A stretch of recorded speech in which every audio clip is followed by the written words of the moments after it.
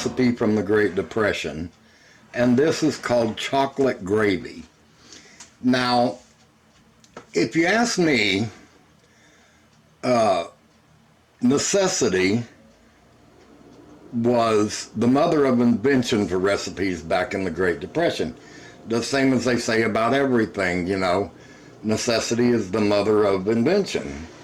And I think that necessity was the mother of invention of recipes during the Great Depression, because you couldn't just run out and get what you need. Most of them didn't have the money, so they used what they had in their cabinets, in their garden, or in their smokehouse. And they didn't always have a lot, but they used what they had. And I'll tell you what, to me, some of the greatest recipes in America has come from the Great Depression. And it was just good food. And it was women throwing together what they had, so they didn't have to eat the same thing every single day, but they used what was in their cabinet. And the sad thing is, I have a feeling in 50 years or less, no one will be cooking. Home cooking will be done in America. And the reason is because today's young people, they don't know how to cook. I've watched videos of young people trying to cook, and it's sad. Most of them don't even know how to fry an egg. Half of them don't even know how to open a damn can. And you know, it's just so easy for them to, when they get a little bit hungry, just grab the phone, call somebody. Somebody cooks it for them, brings it to them. The only thing is they have to feed themselves. And I'm sure it won't be long they'll figure out a way to have somebody to come and feed them. But this generation and the most of the generation before can't cook. They can't even fry a simple egg. So we gotta, if you have children, teach them how to cook. They're going to need it. Teach them how to cook. Anyway, we're going to do a chocolate gravy, which I said come out of the Great Depression. Now, when I was a kid, we didn't eat chocolate gravy because my mom didn't like chocolate, so, you know, but my grandmother did make it every now and then, and everybody has a different way of making it. So anyway, we're going to start with 3/4 of a cup of sugar. And let me get stuff out of the way. We're going to start with 1/2 cup of cocoa.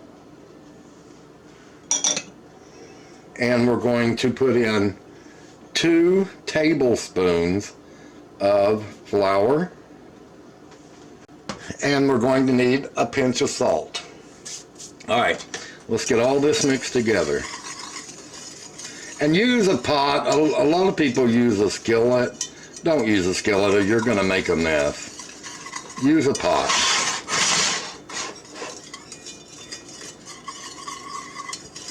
You want to use something that's kind of deep. All right, to that, we're going to pour in 2 cups of whole milk. Now the burner is not on at this time. All right, then we're going to get that all mixed up. And you want to mix it good because you want to make sure that there is no lumps in it. And I'm not going to turn the burner on until it's all mixed together. And you don't want to leave this alone. When you're cooking it, you want to make sure you stay and stir it because it will burn because it has milk in it. It'll take a few minutes because powdered cocoa is really hard to get milk to mix with it and unlump. All right, now we're going to turn the burner on. And I'm going to put it on probably about medium.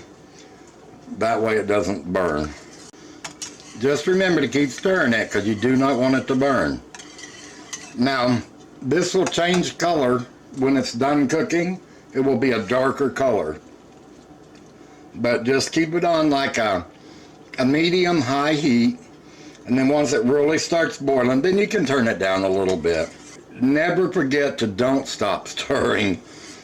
Because, like I said, this got milk in it. You do not want it to burn. You know, this is great for like Christmas Eve, Christmas morning, winter time especially. It's a great comfort food. It is really good on like waffles or biscuits or pancakes. And I've seen some people even use it on ice cream and desserts, you know, like pound cake and stuff like that. But my favorite is over biscuits and waffles is how I like it. We have to put butter and vanilla, and I just put them both in the same little deal because they got to be added at the same time anyway. But you don't add those until your gravy is done.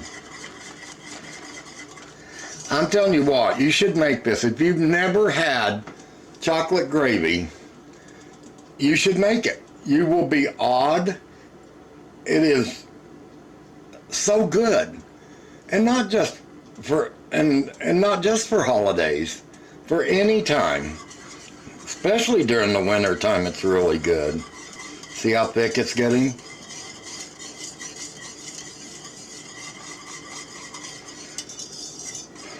Alright, I'm going to go ahead and shut the burner completely off and just let it sit there on the hot burner and it should finish off. See how dark it turned? Now we're going to add the vanilla and the butter. And that's when the gravy's done and you've turned your burner off. Just put it in there and stir it around until your butter is all melted. And I'm telling you guys, if you have kids, grandkids, you cannot go wrong with this recipe. You just cannot go wrong. All right, that's all melted. All right, let me get you set back so I can get everything else set up, and I'll be right back. All right, so now let me get the biscuits in the plate.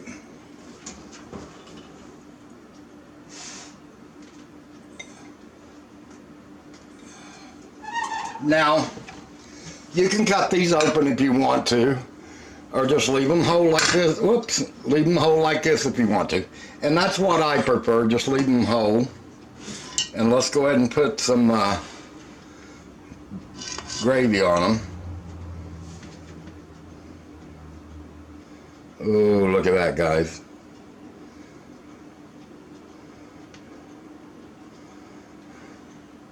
What you have left over, put it in a container because you can use it later. And you can use it for like a chocolate sauce if you want to. This stuff is so good. And I'm hoping that anybody who has not ever had chocolate gravy that will give it a try. At least once.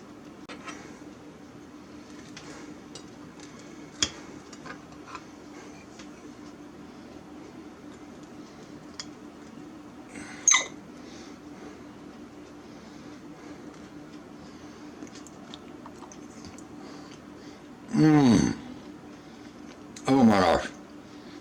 Now,